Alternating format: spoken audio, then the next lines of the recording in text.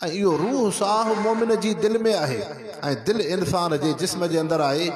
टिन संदूकनि टिन पेटिन जे अंदर शहनशाह बादशाह रब अहकमुल हाकिमीन ईमान जहिड़ी क़ीमती शइ खे रखियो आहे। तंहिंजे करे इंसान हाणे इंसान जी क़ीमत ईमान सां आहे। वल असर इन्नल इंसान लफ़ी खुसर इल्ला लज़ीना आमनू व अमिलु सालिहात। इंसान खसारे में हिन मगर उहे कामयाब हिन जन खे ईमान जी दौलत हुजे ऐं उहे इंसान नेक अमल करन। हज़रत इमाम शाफ़ई रहमतुल्लाह अलैह हज़रत इमाम शाफ़ई रहमतुल्लाह अलैह फरमाइन था त इंसानो दुनिया ईअं अथव जीअं हिकिड़ो इंसान घरड़ो ठाहे पर बर्फ़ जे मथां बर्फ़ है लेकिन उन बर्फ़ जे मथां उन आलिशान महल ठाहियो आहे। सोन जो महल ठाहियो अथई। हीरा भी आहिनि जवाहिरात भी आहिनि रौनकूं भी आहिनि पर इहो घर कॾहिं बि न बीहंदो नेठि ड्रही पवंदो नेठि कॾहिं न कॾहिं हेठि किरंदो। इहो बर्फ़ ते ठहियल जंहिंजे बुनियाद में बर्फ़ जी DPC आहे बर्फ़ जो बुनियाद आहे इहो घर त हेठि ज़रूरु ईंदो। तंहिंजे करे फरमाइनि था उहो इंसान जंहिं दुनिया में रही करे पंहिंजे रब खे न सुञातई मुहम्मद मुस्तफ़ा खे न सुञातई क़ुरान पाक सां ताल्लुक़ न रखियईं रब जे निमाज़ जी अहमियत न हुई अल्लाह जे ज़िक्र खे वक़्तु न हुस पैगम्बर करीम सल्लल्लाहु अलैहि वसल्लम जी सुन्नत सीरत न हुई।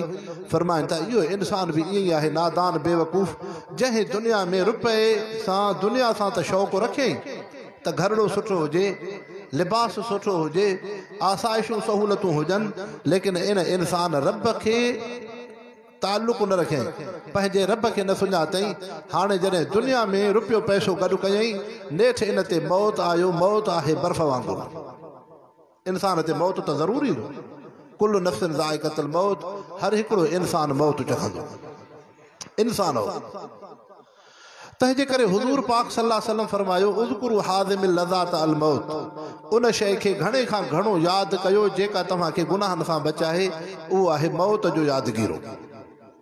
मौत खे घणो यादि कयो। पैगम्बर करीम सल्लल्लाहु अलैहि वसल्लम जन साहबा खे फरमायो हज़रत उसामा बिन ज़ैद साहबी आहे कंहिंसां ॾेती लेती कयईं पोइ महीने जे मोहलत घुरियईं त महीने खां पोइ तोखे मां पंहिंजो कर्ज़ ॾींदुमि। हुज़ूर पाक सल्लल्लाहु अलैहि वसल्लम सां साहबिन अहवाल कयो साईं उसामा बिन ज़ैद कंहिंसां ॾेती लेती कई आहे पर महीने जी मोहलत वरिती आहे। पाण सल्लल्लाहु अलैहि वसल्लम फरमायो उसामा बिन ज़ैद खे यकीन आहे त महीने ताईं ज़िंदा बि हूंदो।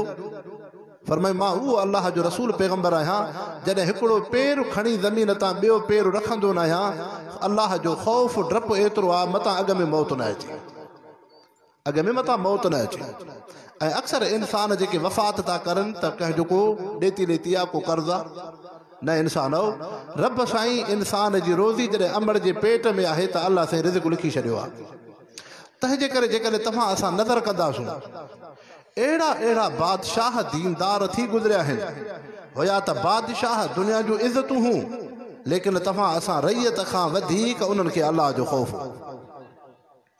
अकबर बादशाह हुआ जंहिंजी बुखारा खां समरकंद ताईं हुकूमत हुई लेकिन जॾहिं राति जो बिस्तरे ते अचे सुम्हे अखियुनि मां लुड़क हारे पोइ वज़ीर अचनिसि त अकबर बादशाह तोखे त तख़्त आहे तोखे त इज़त आहे दुनिया जी तूं जॾहिं बिस्तरे ते ईंदो आहीं त तूं रोअंदो आहे चई इन जे करे रोअंदो आहियां त बराबरि बादशाह हुआ दुनिया जूं इज़तूं आहिनि लेकिन जॾहिं बिस्तरे ते अचां थो त मूंखे पंहिंजी आख़िरत यादि थी अचे त अकबर बादशाह अॼु त दुनिया जे मौज मस्तीअ में आहे कॾहिं तोखे ॿिए न कारी कोठी में सुम्हणो थी।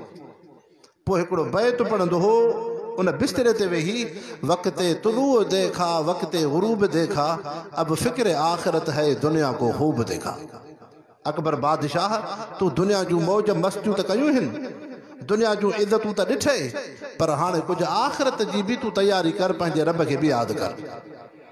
हारून रशीद बादशाह हुआ जॾहिं हुकुमरान थिए थो उनखे तख़्त थो मिले पंहिंजे वज़ीरनि खे चयईं त मूंसां अहिड़ो रवियो रखो जीअं हिकिड़े मैयत सां रवियो रखिबो आहे पंहिंजो पाण खे उहो मैयत वांगुरु जनाज़ो बणायईं उनखे गुस्ल ॾिनो वियो लटो कपिड़ो उनखे ॾिनो वियो जनाज़ो पढ़ियो वियो ज़िंदा इंसान जो उनखे हेठि लहद में क़ब्र में रखियो वियो घड़ीअ खां बाद ॿार कढियऊं।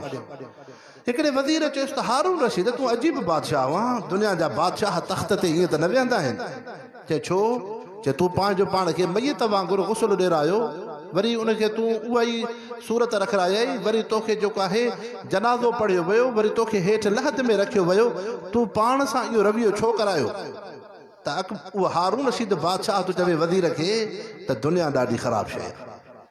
मतां दुनिया खे ॾिसी, दुनिया जी इज़त बादशाही ॾिसी हारून रशीद पंहिंजी आख़िरत खे, मौत खे वेसारे छॾे पंहिंजो पाण खे मैयत जी शक्ल में रखारायुमि त हारून रशीद केॾो बि दुनिया जो बादशाह बणिजे, लेकिन आख़िर तोखे बि ईअं गुस्ल ईंदो, तोखे बि ईअं कपिड़ो पारायो वेंदो, तुंहिंजो बि ईअं जनाज़ो पढ़बो, तोखे बि ईअं क़ब्र में रखियो वेंदो। त इंसानो मौत जो तज़किरो वॾी शइ आहे। हुज़ूर पाक सल्लल्लाहु अलैहि वसल्लम जी ख़िदमत में सहाबी अचे थो, साईं अल्लाह जा रसूल निमाज़ कीअं पढ़ूं? रब साईं त फरमायो इन सलात तनहा अनिल फहशाइ वल मुनकर, निमाज़ बेहयाई बुराईअ खां रोके थी। असांजी त अहिड़ी निमाज़ न हूंदी आहे। हाणे पैगम्बर करीम सल्लल्लाहु अलैहि वसल्लम उन सहाबीअ खे फरमायो सल सलात मूदइन, ईअं निमाज़ पढ़ ॼण ज़िंदगी जी आख़िरी निमाज़ थी, बसि मौत खे यादि कर। तंहिंजे करे इंसानो ईमान में बुनियादी शइ आहे ख़ौफ़ ख़ुदा। हिन क़ुरान शरीफ़ सां ताल्लुक़ निस्बत जो बुनियादी मक़सदु आहे त तव्हां असां में ईमान अचे।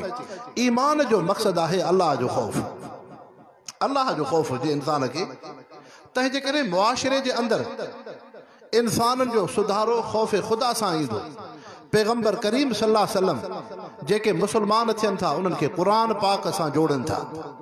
तंहिंजे करे इंसानो क़ुरान पाक जी तालीम बुनियादी तालीम आहे। हुज़ूर पाक सल्लल्लाहु अलैहि वसल्लम क़ुरान जी इन हीअ निस्बत खे क़ाइमु कयो।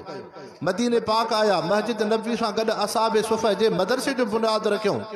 हाणे हज़रत अबू बकर सिद्दीक़ रज़ियल्लाहु अन्हु ख़लीफ़ा था थियनि, लेकिन उन मदरसे खे आबाद था करनि। ऐं हज़रत उमर फारूक रज़ियल्लाहु अन्हु, इहो सहाबी सॻोरो जॾहिं आयो, इन पंहिंजे 22 लख मुरब मील में क़ुरान पाक जी तालीम आम कई। एतिरे क़दुरु